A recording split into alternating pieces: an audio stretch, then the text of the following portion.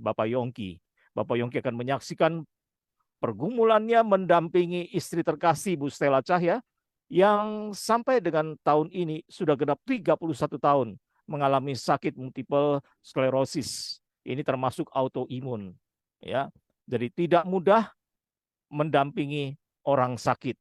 Dan kita akan mendengarkan kesaksian Pak Yongki. Kalau beberapa waktu yang lalu di dua radio, kalau saya tidak salah ingat, dua radio yang di mana saya melayani, Ibu Stella sudah bersaksi pergumulannya. Nah, sekarang kita mau dengarkan dari suami terkasih, yaitu Bapak Yongki. Shalom Bapak Yongki, apa kabar? Shalom, Mbak Setia. Sehat-sehat Pak? Baik, Wah, sehat, terima kasih. bagaimana kabar Sehat-sehat. Ibu? Kabar Ibu Stella? Sehat, Pak. Ya, Wah, puji puji Tuhan Tuhan. ya. Nah, ini kali ini Pak Yongki nih yang kita tanya-tanya nih Pak. Pak Yongki, boleh memperkenalkan diri dulu nih Pak. Mungkin ya, karena ini kita berada di Radio Foster ya. Jadi Ya, boleh Bapak memperkenalkan diri dan juga istri sekaligus dengan anak barangkali. Silakan Pak. baik, terima kasih, Pak Setia. Bapak Ya. Ibu semuanya, perkenalkan, nama saya Yongki. Istri saya namanya Stella Cahya. Saat ini kita tinggal di Tangerang, Pak. Dan saya punya satu anak laki-laki. Dan Tuhan baik, kita dikaruniai satu cucu perempuan yang sangat cantik, yang sangat lucu Iya, buat kita keluarga. Terima kasih, Tuhan. puji Tuhan ya. Ini sudah kebagian yang luar biasa Pak. Boleh melihat cucu. Ya, ini satu sukacita tersendiri ya. Betul, Saya betul. juga mulai membayangkan kapan saya lihat cucu begitu. Ini anugerah Tuhan sebabnya luar biasa. Iya, Ya. betul. Nah, Pak Yongki, boleh diceritakan mengenai sakitnya Ibu Mary dulu, Pak, supaya pendengar kita boleh tahu. Ibu saya. Ya, Ya, silakan. ya, baik. Eh, Baik, terima kasih Pak Setia. Sebelumnya, sebelum saya mulai kesaksian, izinkan saya untuk bertanya. Bapak Ibu yang dikasihi Tuhan malam ini, apakah saat ini Bapak Ibu masih merasa kalau Tuhan itu baik dan begitu mengasihi Bapak Ibu? Atau mungkin sebaliknya, Bapak Ibu saat ini sedang merasa kecewa atau mungkin malah marah-marah sama Tuhan, apapun kondisinya. Saya tidak tahu kondisi Bapak Ibu seperti apa sekarang. Tetapi saya akan coba bagikan kisah nyata. Jadi ini real yang kita alami untuk kita semua. Awal tahun 92, 31 tahun yang lalu, tiba-tiba Stella yang sekarang menjadi istri saya sakit. Dia muntah, dia makan apa aja muntah, makan bubur muntah, bahkan minum air putih juga muntah-muntah, keluar terus semua apa yang masuk di tubuh dia. Nah, saya berpikir juga kebanyakan keluarga berpikir, ah ini biasa nih penyakit cewek ini biasanya mah nih biasanya kan.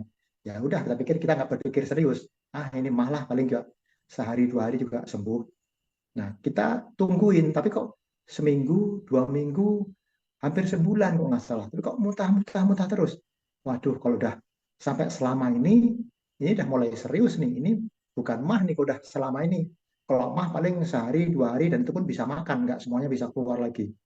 Nah, oleh sebab itu kita cepet-cepet kita bawa ke dokter saraf waktu itu, dan kebetulan kita dikasih dokter yang cukup senior, yang cukup pengalaman, diperiksa lah macam-macam.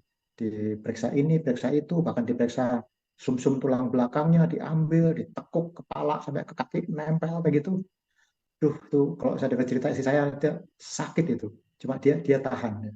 Nah, singkat cerita, dari hasil pemeriksaan dokter saraf itu, tadi dia curiga, oh ini kemungkinan kanker ini mungkin. Ternyata bukan. Dari hasil sumsum tulang belakangnya, ternyata bukan bukan kanker. Nah, tapi dokter juga nggak tahu. Terus kalau bukan kanker, apa dok? Kita kan bertanya sama dokter. Wah, kita juga tidak bisa memastikan ini pastinya sakit apa. Tapi kemungkinan virus. Dokter sekarang kan gitu. Ya, maaf ya karena dokter pinter kelas kan. Ini apa? Virus, bakteri, udah. Kita pasien udah mana tahu kita gitu ya udah kita nurut sama dokter kan. Nah, itu sudah diobatin macam-macam, dikasih obat saraf, diinfus, itu berlangsung kira-kira 6 bulan. Nah, setelah 6 bulan, saat itu Stella bisa sembuh saat itu. Tapi masih lemah tubuhnya. tapi udah mulai bisa berjalan, walaupun dia agak lemah, tapi udah bisa agak normal aktivitas sehari-harinya. Nah, lalu kita berpikir, oh ya udahlah, ini Stella udah mulai sembuh, udah bisa berjalan, makan juga nggak ada masalah. Waktu itu kita memutuskan ya sudah, karena sudah sembuh, kita anggapnya sudah sembuh, kita memutuskan untuk menikah waktu itu. Lalu di awal tahun 94 kita dikasih karunia Tuhan yang luar biasa, kita dikasih anak laki-laki. Ya. Tuhan baik banget. Ya. Di tengah kebahagiaan, kita senang banget, aduh dikasih anak laki-laki pertama, kita senang sukacita sekali. Tiba-tiba pas kita lagi senang-senangnya, penyakitnya kambuh. Dan kita nggak tahu kenapa. Dan kalau untuk informasi, kalau penyakit istri saya ini kambuh, dia tidak bisa gerak sedikit pun sama sekali. Tangan tidak bisa gerak, kaki tidak bisa gerak, kepala tidak bisa gerak, sebadan dia tidak bisa gerak. Dan kalau dipegang dia baal, tidak kerasa. Nah, kita panik lagi kan, waduh ini kenapa nih kok persis seperti 2 tahun lalu kambuh lagi nih. Kita bawa lagi ke dokter yang sama waktu itu. Langsung kita ke IGD, pindah ke ICU, lalu kita pindah ke ruang isolasi, kita pindah ke dokternya itu. Nah, kalau di ICU, IGD itu karena Stella ini kan sakitnya kebetulan tidak bisa gerak sama sekali. Dia minum nggak bisa, makan apalagi, dia gerakin tangannya nggak bisa. Jadi saya harus jaga di sebelah dia. Saya tidur di sebelah dia. Jadi misalnya saya pengen minum, saya ngambil gelas, dia minum. Saya sampai tolong gatel nih kepala saya, tolong gatel punggung saya, tangan saya nggak enak, pengen geser. Saya harus lakukan itu dan saya harus jaga dia, ada di dekat dia. Dan kejadiannya mirip dengan yang pertama, diperlukan kira-kira 6 bulan untuk sembuh. Dan saat itu bisa sembuh, puji Tuhan. Sembuh, normal, dia berjalan lagi. Ya sudah, saya pikir udahlah ini udah sembuh ya sudah, kita nggak terlalu memikirkan lagi. Saya pikir udahlah mungkin 2 kali udah nggak kambuh lagi. Nah, tapi tidak seperti itu. Tahun 96 Stella mulai berjalan menggunakan tongkat karena kakinya dia lemah. Dia bisa berjalan tapi kakinya lemah. Jadi engsel kakinya itu tidak bisa kuat. Dia harus dibantu oleh tongkat kalau jalan. Lalu itu tahun 96. Tahun 97 kita memutuskan untuk berobat ke Shanghai ke China.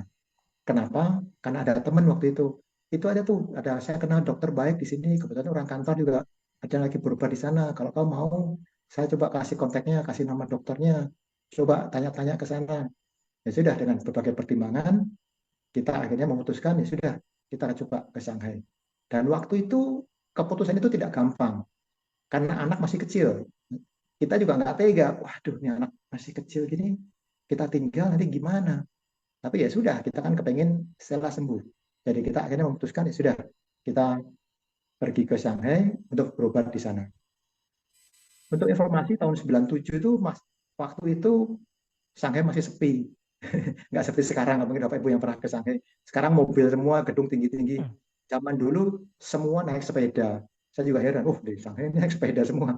Dan kalau lampu lalu lintas, saya masih ingat banget yang jaga polisi di tengah jalan. Jadi polisi tengah jalan berhenti depan, yang kiri maju, yang kanan berhenti. Itu masih manual, masih pakai orang, belum pakai lampu. Itu kondisi Shanghai tahun 97 waktu itu.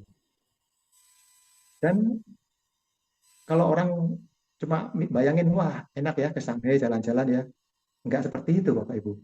Waktu kan istri saya dia jalan udah mulai susah, dia mulai lemah kakinya pakai kursi roda. Jadi tiap dia ke pesawat, naik pesawat, saya yang dorong dia pakai kursi roda. Dan kalau pakai kursi roda itu kan naik duduk di kursi pesawatnya kan nggak bisa langsung. Jadi saya harus gotong dia, taruh kursi rodanya, saya gendong dia, taruh ke tempat duduk yang nomornya berapa, baru saya taruh lagi kursi rodanya. Dan itu saya lakukan berkali-kali tiap saya pergi dengan istri saya. Dan kemana-mana kita hanya berdua, nggak ada yang nganterin. Saya berdua, istri saya sakit, saya yang jaga dia. Sama di Shanghai juga, saya ikut tidur berdua di rumah sakit, tidur di sebelah istri saya. Dan di Shanghai, dia menerima pengobatan mix campur ya. Jadi pakai herbal, herbal Chinese medicine gitu.